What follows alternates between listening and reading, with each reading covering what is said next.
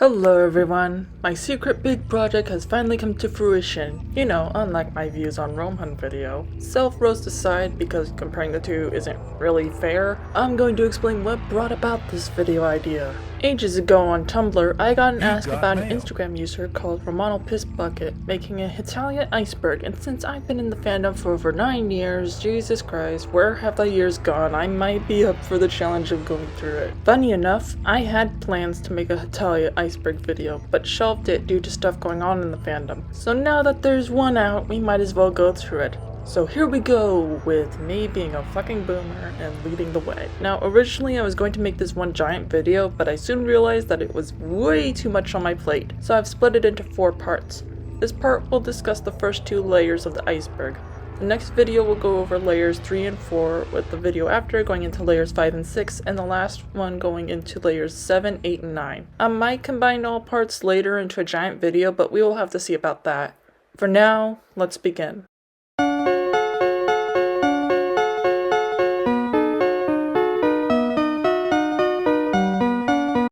The first few things on the iceberg has to deal with the presence of the fandom on multiple websites/apps. Tumblr, Twitter, Instagram, TikTok, Discord, Amino, Quora, Facebook, and YouTube are all here with the obligatory Heta in front of some of them. My thoughts on all of these are going to be summed up here and now. Tumblr can be interesting, especially to find content of less popular characters/pairings. We don't talk about the Twitter fanbase unless it's the Japanese fandom. The Instagram fanbase can go from bearable to, I swear I'm deleting this stupid fucking app, I hate it here. I don't know what's going on TikTok, probably cosplay stuff, shit posts, and the usual stupid stuff that TikTok has become known for. Discord, I end up leaving most servers, so it's a mixed bag. Amino is interesting, though less active than it used to. Hell, even I keep forgetting to post my art on there. Quora, I'm not too familiar with, though I've seen a few Hetalia related questions on there. Facebook, who even uses Facebook now? But it was used for role-playing several years back. And YouTube itself is pretty chill. Next up on the layer is Fujoshis. Now I think Fujoshis get a bit of a bad rep, mainly because of stuff that would go on in conventions in the early 2010s, what with trying to pressure people cosplaying male characters to kiss and yaoi paddles being a thing. The term Fujoshi has started becoming reclaimed, and it means a female fan of anime and manga that have men in romantic relationships. It was originally an insult towards women made on 2channel to complain about the lack of fan service of female characters. Nowadays a lot of anti-Fujoshi discourse is headed by TERFs, trans-exclusionary radical feminists, also known as transphobes. And as a trans man who basically labels his sexuality as I fuck whoever I want to fuck and that's pretty concerning. You can say you support trans people like myself, but if you continue spouting anti-Fujoshi stuff that's used by TERFs, then don't be surprised when there are more TERFs in fan spaces. There's a Dreamwidth account called Rotten Boys Club that has compiled a lot of Fujoshi discourse posts that I'll link in the description if you wish to read more on this. Overall, people can be assholes when it comes to shipping gay pairings, but that's just what they are.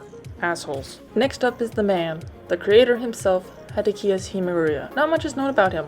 Well, I say that knowing he will come up more in the later layers of the iceberg, but I want to leave that as a surprise for those who haven't viewed the iceberg. Something I remember from years ago are cosplay groups. I'm not sure if these continue to exist because COVID and the main people that could pull these off are adults that tend to be busy with their own lives, but they used to be more prominent.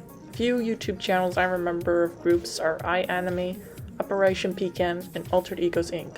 The latter of the 3 actually inspired me to start cosplaying Romania despite my own insecurities, so a big thanks for that. These next 2 I'm going to combine together since they go hand in hand, and that is Shipping Wars and US-UK versus Fruck. Every boomer in this fandom has seen at least one shipping war or heard of it happening. US-UK and Fruck one has been going on since those 2 pairings became a thing, and somehow over 10 years later it's still happening. God, you guys have been fighting over who England sticks his dick into for a while. Are you guys okay? Do you need food? Water? Sleep? By the way, you might want to get food and water even if you aren't in this pairing war, because this will be a long video. Next on the layer is Nene Papa. The starting line to Marukate Chikiyu.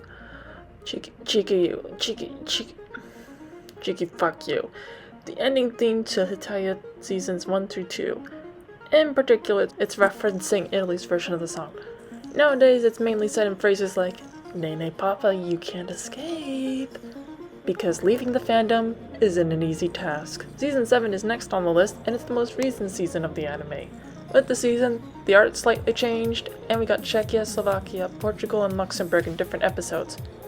I don't actually have much to comment on here because I never finished watching the season. Well, other than pleading for Frontierworks to please don't take down my video over showing the animation as B-roll footage. Now the next thing to go over is Hetalia's comeback in 2021, mainly due to the previously mentioned Season 7, and also webcomic chapters being published again, and getting more merchandise released to spend all our money on. And now it's seemingly quiet because there's no new anime episodes. Our next item on the list on the layer is Hetalia fanfictions. They can be emotionally moving, making you cry in the middle of the night while you're reading it on your phone hoping your parents don't check in on you, or hilarious, making your day so much better after going through such rough events, or so grotesquely dark that you start to doubt humanity and almost can't look away despite the bile building in your throat, or just straight up cursed. And trust me, we will cover some of these in the later layers. The next item on the layer is the underrepresentation of Latin America and Africa in the series. This is pretty obvious considering there aren't many canon characters from there. While Maria has hinted at wanting to make more personifications from South America, there hasn't been much information on Africa. And perhaps that is for the better. The reason I say this is because despite not knowing a whole lot on Africa, I do know that the existence of African countries themselves are a complicated affair because of European colonialism, and tribal groups not really being taken into consideration when it ended. The same can be said for the Middle East, which also lacks personifications. Not to mention there are many touchy subjects that would be brought up. There are multiple videos of certain atrocities made by Disturbing History here on YouTube that I highly recommend to watch. Just remember to bring a box of tissues, as there's a good chance you'll start crying listening to some of the things that have happened. The tough discussions don't stop here since the next thing on the layer is toxicity in the fandom. The thing is with this, it isn't overt, it's more hidden, like black mold in a house that eventually has its effects on you.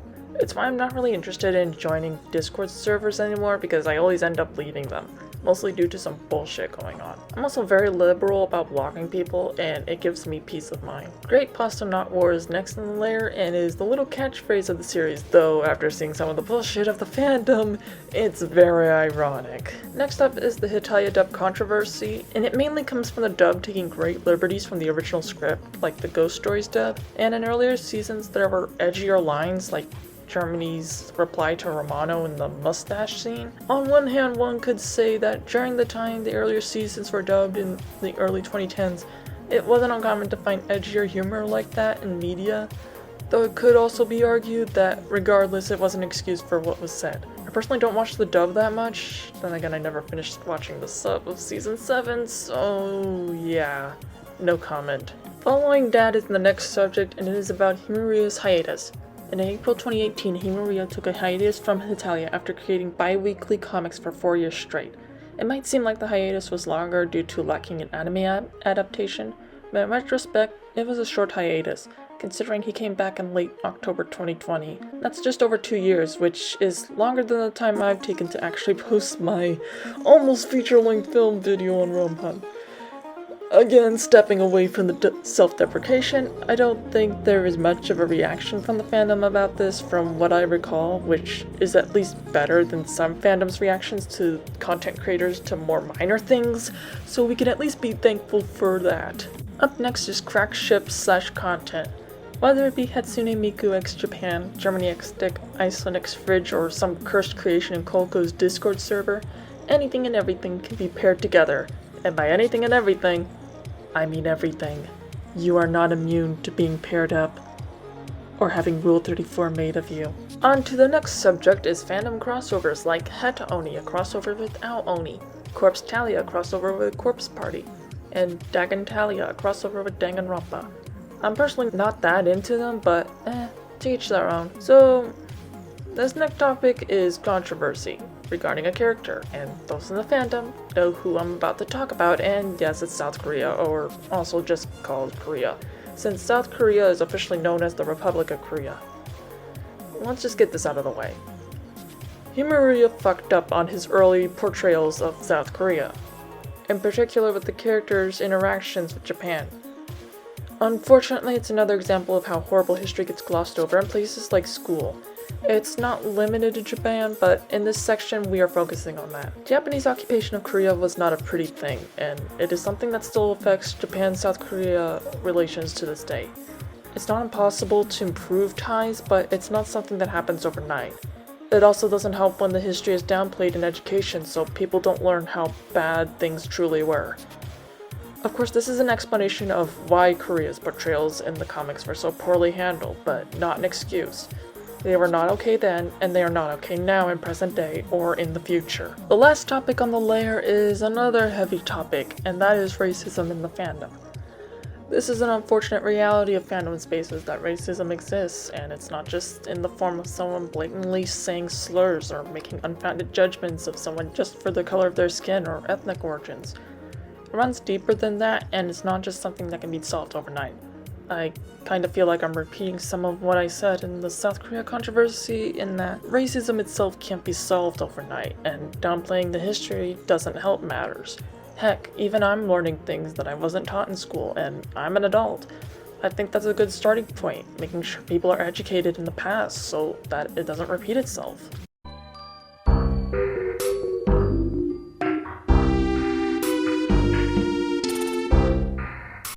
We start off the second layer of this fandom iceberg with historical Hetalia. I remember when Tumblr blogs with historical Hetalia content were more prevalent, though it seems that content isn't so common anymore. In a way, it's understandable because portraying such material takes a certain grace and it can easily go wrong. It's like personifying certain places in a way where careful research is needed to make sure you aren't doing anything wrong. The second thing on here is to be Italian. Oh boy, did this have a reputation in the fandom. It was like Hetalia and creepypasta had a love child, unsurprising since there was a lot of crossover between both spaces back then. There's more than enough 1P versus 2P content still out there, along with portrayals of the main 2Ps being serial killers and, depending on the content, rapists. Thankfully, it seems like that sort of stuff doesn't happen anymore, but the remnants of that stuff still remain. The third item on this layer is 23.5, or more specifically, Hetalia episode 23.5, the most popular Hetalia creepypasta. I actually didn't know for a long time it was written by Kyokun of all people. For those who wish to listen to a reading of it, Level 12 and I collabed on his channel to read it, so go check it out if you wish. Up next is an AU called Cardverse. Basically, this universe has the characters and positions like a deck of cards with 4 kingdoms: spades, diamonds, clubs, and hearts. This universe is inspired by Himuri's artwork and Hetalia Arte Stella art book, and besides that, there really isn't any canon material for it. A lot of stuff you find is made up by the fandom. There's also a related AU that's entirely fan-made called Chessverse, where each character represents a chess piece and is divided into teams. Doitsuism. A religion that has risen above all other fan-made religions in its fanbase. The main belief being that all shall, quote, shine bright like a doitsu, and to throw many German sparkle parties. The most sacred items are the potato, wurst, and beer, the holy trinity of the religion. Also, they preach against the evil that is anti-doitsu. Let's hope they don't find out about my lack of religious belief. Hetaoni is probably the most popular Hetalia fan game, and it's a crossover between Hetalia and Aoni, a horror game that has spawned all sorts of fan games, an anime, and a movie of questionable quality if the reviews I've seen are to be believed. Gotta say though, the plot of Hetaoni is stranger than the original game and even a lot of fan games, at least those that I could find English translations of. It involves a time loop, people dying, and then time restarting again, and plenty of angst for all the teenagers. And the best part, it was left on a cliffhanger and never finished. The subject of it not being finished comes up later, but it's a relic of Hetalia fandom history. Painted White is the name of the Hetalia movie that was chock full of reused stuff from the anime. Seriously, I did not know this for years because I watched it on YouTube when I first got into the series and the uploader cut out all those reused scenes. I think there was a theory going around on Instagram a while ago that the plot of the movie could be explained as Germany being on a drug trip during World War II, which I guess could explain the visuals of everyone being turned into a Pictonian. Rewatching things now as an adult who has gotten drunk and high before? Yeah, someone was definitely on something, whether it be Germany or the people making this film. So Hetalia musicals are a thing, and apparently have been since 2015. Yeah, I didn't see this actually becoming a thing. The first musical, called Hetalia Singing in the World, premiered December 24th, 2015, with the final show being on December 29th. Apparently there was a high demand of tickets for the performances that took place in Tokyo. This musical has since been released on DVD. The second musical is called Hetalia the Great World, and it premiered November 10th through the 20th, 2016 in Tokyo, and on November 26th to the 27th in Osaka. The musical also has a DVD release. The third musical is called Hetalia in the New World. Once again, it ran in Tokyo and Osaka. The formal location through July 15th through the 17th, 2017, and the latter from July 21st to August 2nd, 2017. Like the past two musicals, this one also has a DVD release. The fourth musical, Hetalia Final Live, A World in the Universe, was advertised as the final stage musical, but that's kind of a lie now since there's a fifth musical. This one ran in Chiba and Osaka, the former from March 17th to the 18th, 2018, and the latter for March 21st, 2018. This one is not like Other Girls since it has a Blu-ray release. The final musical for now is called Hetalia The World is Wonderful. It premiered in Osaka from December 16th to the 19th, 2021, and also ran in Tokyo from December 23rd to the 31st, 2021. So far, there has not been a DVD release. Overall, I actually haven't watched any of the musicals, so I can't comment much on the story of any. From what I've heard though, they are just as much of an acid trip as the usual series, so I guess that gives fans even more content to consume. Head to games. There used to be so many, and yet despite the quantity, it's hard to find games that focus on minor characters. I already discussed Heta Oni, and a couple have their own separate entries later on. I really don't see much discussion on fan games anymore, but I don't exactly blame anyone, since making your own game takes a lot of work, writing, revising, editing, actually creating the game, creating art assets, troubleshooting, etc. Which is probably why, despite having my own ideas, I haven't actually gone forward with anything. Hats off to those who have created their own games though. Time to unlock cursed early to mid 2010s memories and talking about Hetalia MMDs. MMD stands for Miku Miku Dance, a program that allows you to use 3D models and move them around either to take pictures or have them dance to Vocaloid songs or have them act out line skits. Earlier models weren't the most attractive things, but some later models are really nice looking. I guess the later models does give some expectations for possible VR porn in the future. We all know it's possible with the amount of thirsty simps out there in the world. This next subject is a fanfiction called Gutters by Glass of Milk. I've received comments before to do blind readings of it since I've never read it, but I'm honestly not sure if I ever will. The basic summary of the fanfiction is that Sealand and Denmark are trying to survive an event called the Calamity and get back to their family. I heard that it's a tragic fanfiction, though I don't think it would affect me emotionally because I'm just not as emotionally invested into the characters that are the main focus. With that said, I did read a fanfiction in the same universe as Gutters called Retrace by Inked Vigilante that did focus on Hetalia characters that I'm invested into and made me cry like a bitch on certain parts. So if you like some of the same characters that I do, I recommend it. Just bring lots of tissues. These next two topics are tied together, so I'm just going to cover them both. One of the most well-known Hetalia fanfictions, and forgive my German because despite having German ancestry, I'm terrible at speaking it, of Windy Sweetheart, written by a user known as George DeValier. I've never actually read it and don't plan to since I'm not interested in the main pairing in the story, but from what I know it is a Jurita fanfiction set in World War II.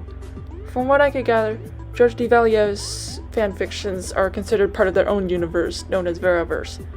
Honestly, I'm not very familiar with their stories because I've never read them. Other than Off Windy Sweetheart, the only other fanfiction I know of is We'll Meet Again, which is a US-UK fanfic. And I think there are a couple Spamano fanfics in there as well, but I'm sorry, I'm just not interested in that sort of stuff. Onward to another topic is the Season 7 fan project.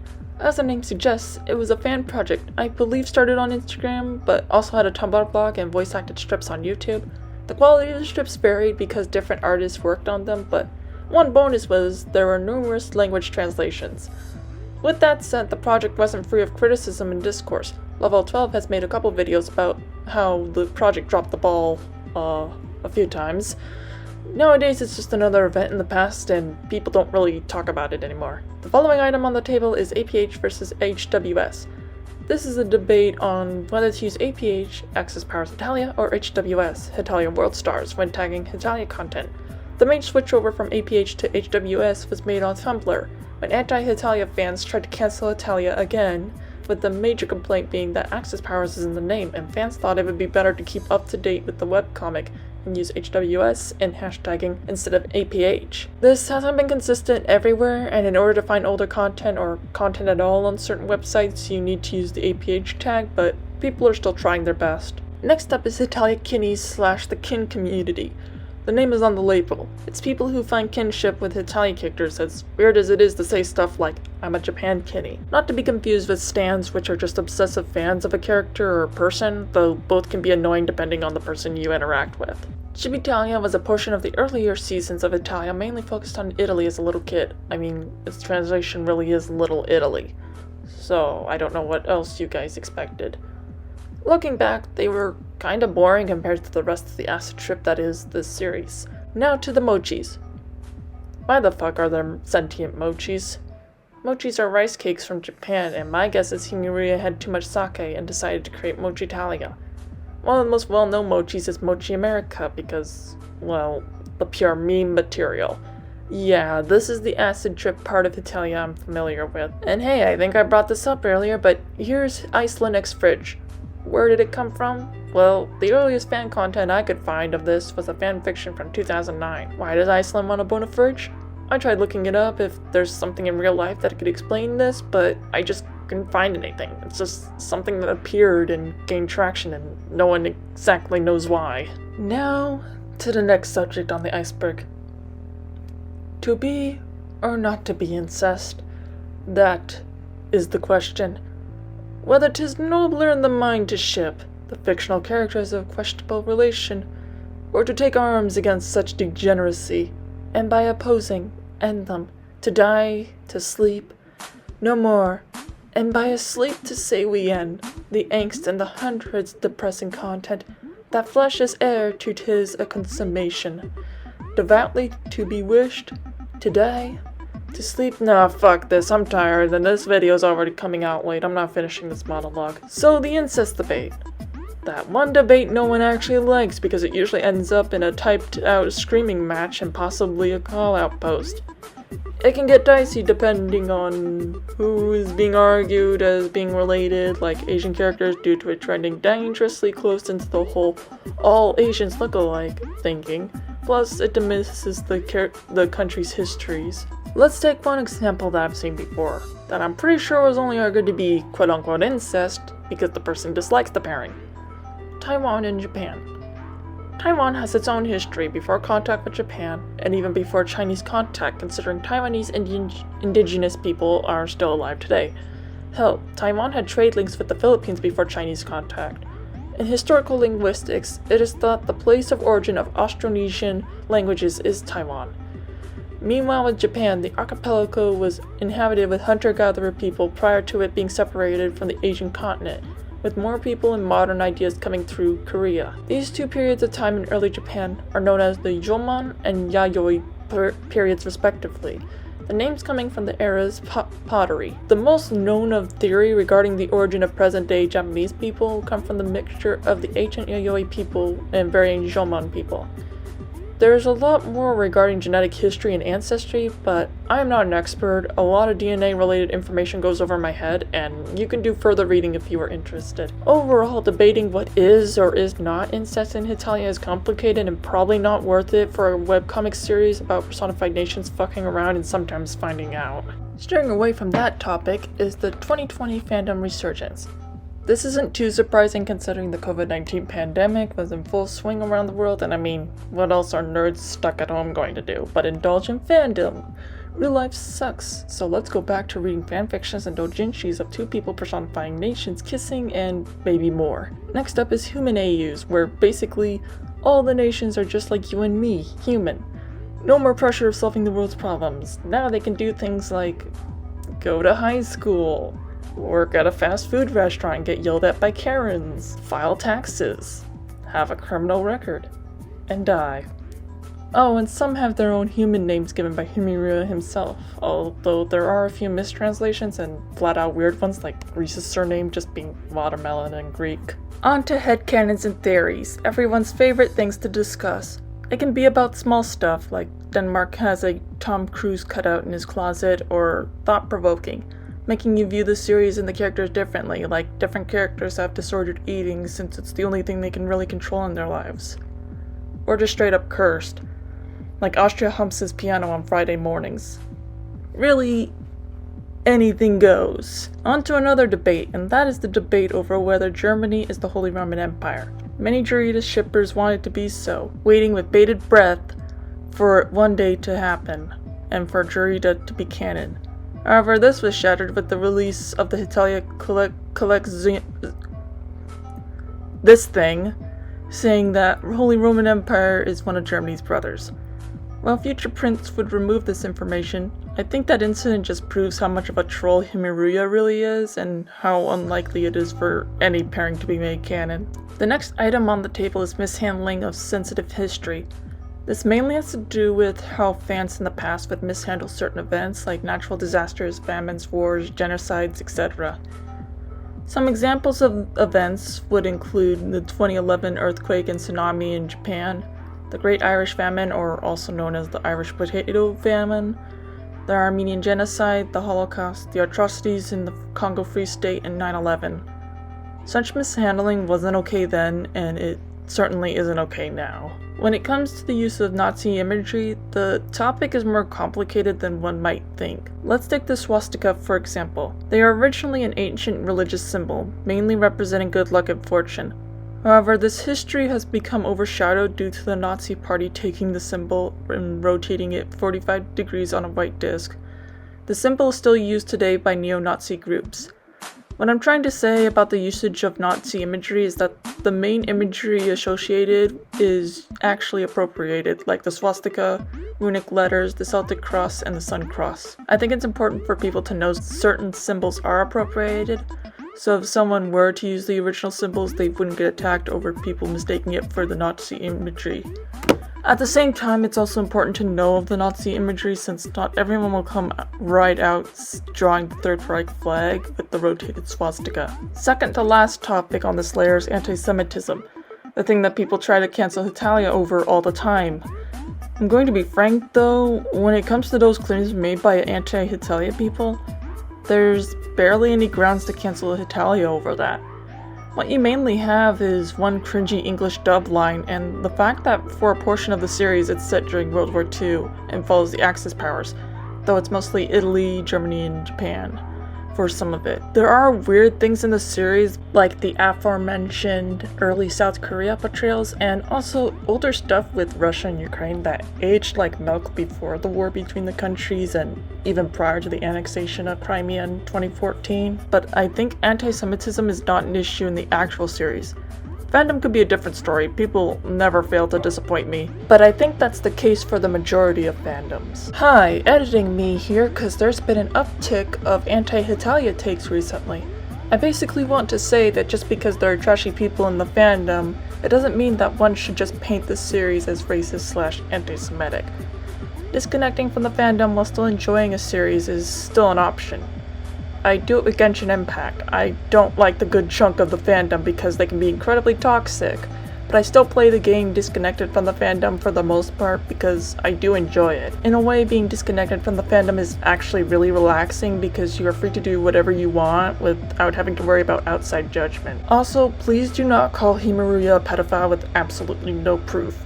Pedophile should not be a label thrown around lightly, and it's incredibly fucked up that it's thrown around like it's just a word that has no weight on it. Lastly for this layer is related to mishandling and sensitive history, and it is Hetalia quote-unquote softening history. When it comes to this, I would say it's more like one person's portrayal of events. It's not always accurate, and honestly looking in retrospective, there's not that many events portrayed as there are. With the amount of historical events out there in the world, the little Hetalia portrays is kind of small. That's the main reason why I would never recommend Hetalia as a substitute for reading actual history books, because it really doesn't portray that much.